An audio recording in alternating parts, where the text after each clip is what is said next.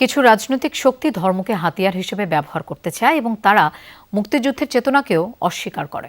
এই মন্তব্য করেছেন স্থানীয় সরকার মন্ত্রী মির্জা ফখরুল ইসলাম আলমগীর। সকালে রাজধানীর ভাটালা এলাকায় ইস্টার সানডে উপলক্ষে শুভেচ্ছা বিনিময় অনুষ্ঠানে এমন মন্তব্য করেন তিনি। বলেন, রাজনৈতিক কারণে ধর্ম নিয়ে বিভাজনের সুযোগ নেই। সব ধরনের বিভেদ বা হিংসার ঊর্ধ্বে উঠে পারস্পরিক ভালোবাসা ও ভ্রাতৃত্ববোধের বাংলাদেশ গড়ে তুলতে হবে।